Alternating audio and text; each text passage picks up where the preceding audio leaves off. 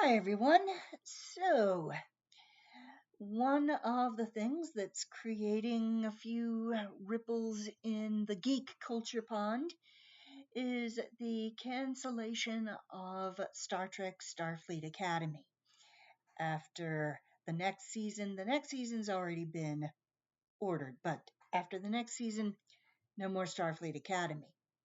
And unfortunately, Star Trek Strange New Worlds will also be coming to an end. So that means that there will be no more new Star Trek after these next seasons for the foreseeable future. So Star Trek is having a moment, just not a very good moment. And I figured this might be as good a time as any for me to talk a little bit about my own personal relationship with Star Trek. So I've got too much to say on the subject for just one video. So I'm going to make this a series, and I'm going to start with the original series, which ran in the mid to late 60s, and then the next generation, which began in the late 1980s. So want to say right off the bat that I loved Star Trek the original series when I saw it as a young teenager.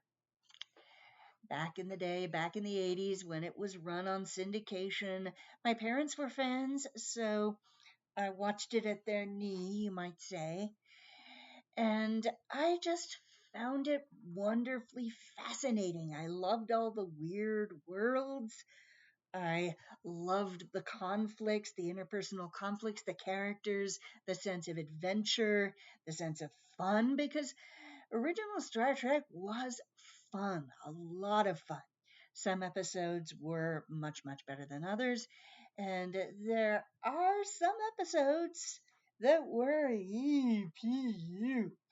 But overall, there's a reason why it's iconic, why the original series has so many fans, so many people who think very fondly of it and continue to watch it. I was interested particularly in the exploration of alien cultures. Of course, my mind at that time was not as sophisticated as it would later become, but I was particularly fascinated by Spock. He was my favorite character. I think he was a lot of people's favorite character, and I think for a lot of the same reasons that I loved him so much. Just because he was a Vulcan, or at least part Vulcan, and he claimed Vulcan, and that interested me. The Vulcan culture interested me, the idea of a society that elevates logic by denying or suppressing emotion. And even back then, I thought more than once. There's a nit to pick here, something that could be explored. The question of, is suppressing or denying emotion in fact illogical? So later episodes would play around with that a little bit. But I found that whole thing very intriguing, and I loved watching the tension between Spock and the very, very human, the very, very emotional McCoy, how they were in almost kind of a friend triangle, not quite a love triangle, but a friend triangle with Captain Kirk as the midpoint. And they were the characters that I was interested in. They were the ones that I identified with because they were the ones that did more in the episodes. They were the active participants. They were the ones whose positions were explored. Of course, you had Scotty in there in the mix as well, and Chekhov and Sulu came later. But these were the ones who did things. I did not at the time really think all that much about the female characters in the mix because at that time I was used to seeing movies and even reading books and watching TV shows. in which the most interesting characters, all the most interesting characters, were male.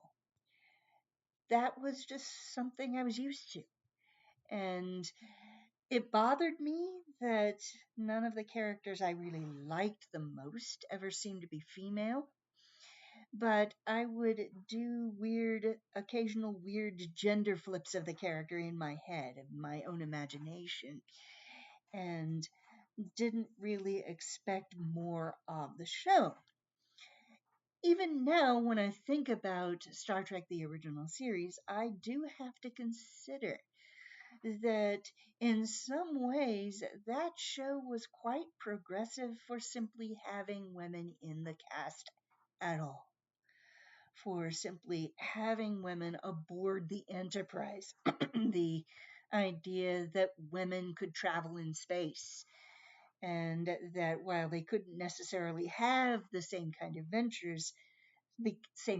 adventures that the men had, they were there. You saw them. And in fact, just being there evidently mattered so much that when Nichelle Nichols, who played Lieutenant Uhura, was going to quit the show on the grounds that she just never got enough to do, no less a figure than Martin Luther King Jr. called her to beg her to stay with the show because he said that you're being seen.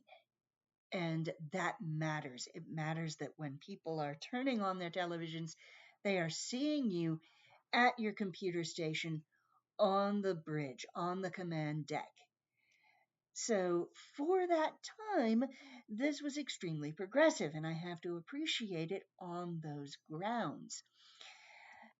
Around the mid to late 1960s, what would a female sci-fi TV hero what would such a thing have looked like?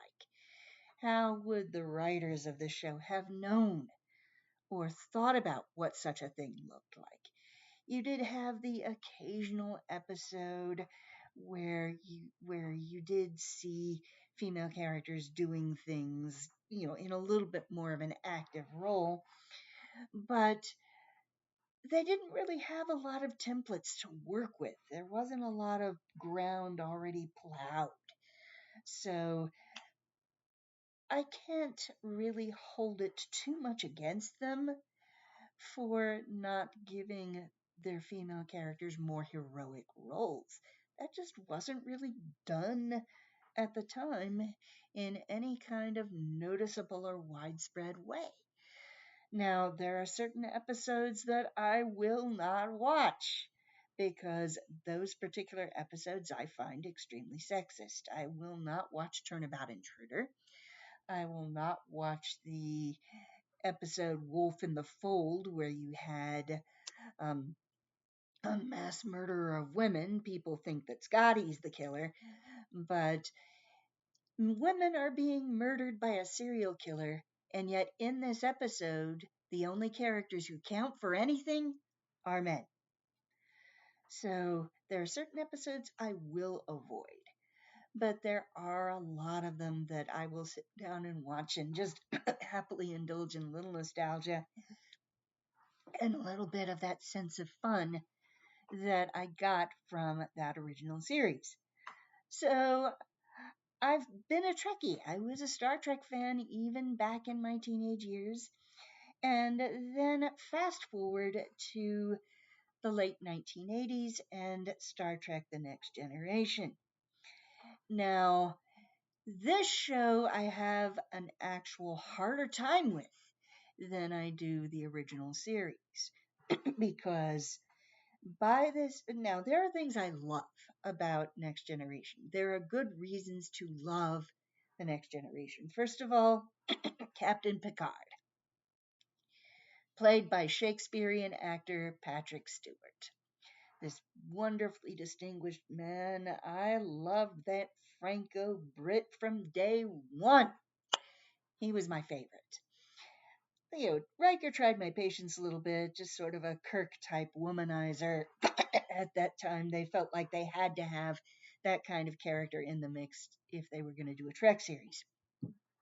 And Data, of course, was fascinating in the same way that Spock was fascinating. Whereas with Spock, he became the vehicle through which alien cultures and identities were explored.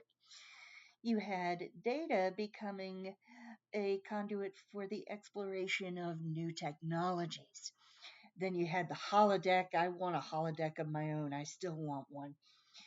And there was one female character that I did like, Guinan the bartender, played by Whoopi Goldberg, who became a Star Trek fan back in the day because of Lieutenant Uhura. So Martin Luther King was absolutely right to tell Nichelle Nichols to stay with the show. But she was the voice of reason whenever she showed up. Unfortunately, she didn't show up too regularly. She was there in a few episodes, and she always shone when she got an opportunity to do so. But here's the thing about Next Gen. By the time we reached the premiere of Next Generation, there had been female sci-fi heroes. Alien had come out, Aliens had come out, and there was more of a sense, or should have been more of a sense, of what a female hero on a science fiction show could look like. So I expected more. This time I wanted the female regulars on the show. Yes, that's right. Yeah, Demelza, you're a Trekkie too. She will actually sit still and watch Star Trek episodes with us. I've seen her do it. So I wanted more from the female characters this go around. And you would think that the people in charge had not learned a thing. You had female characters there, but they were very generic. They were not given the best storylines. In fact, they were written so weakly that Gates McFadden, who played the doctor toward the end of the first season, she went to her bosses and said, "Could you please give me some good plot lines? Could you give me something interesting to do?" The response, "You're fired. Goodbye." So the second season had a different doctor. And when that didn't go down so well, they rehired Gates McFadden, and you did see a few more starring roles given to her and Marina Sirtis' counselor Troy, but they were always in the less good, almost always in the less good episodes. The episodes that are not remembered as fondly by the fans today. They got the leftovers, they got the mediocre storylines. And so, if you ask people who their favorite Star Trek Next Generation character is, no one is going to say Dr. Crusher or Counselor Troy.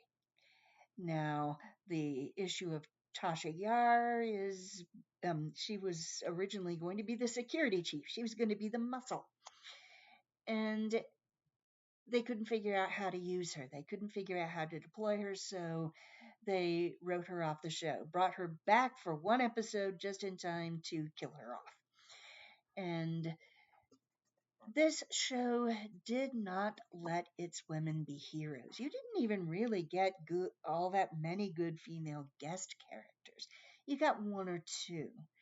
But the show was not much better at writing its women than the original series was. And it had nothing like the original series excuse. So when people talk in a very nostalgic way and very fond way about how wonderful Star Trek The Next Generation was, I kind of have to sit on my hands. It's like, I don't want to say bad things about something they love. I don't want to yuck their yum. But I cannot share that warm and fuzzy feeling, even despite my affection for Jean-Luc Picard. So that about does it for this video, but in the next video, I'm going to be talking about my personal favorite of the Star Trek shows from this particular period in time. Deep Space Nine. It was the best of Trek, it was the worst of Trek.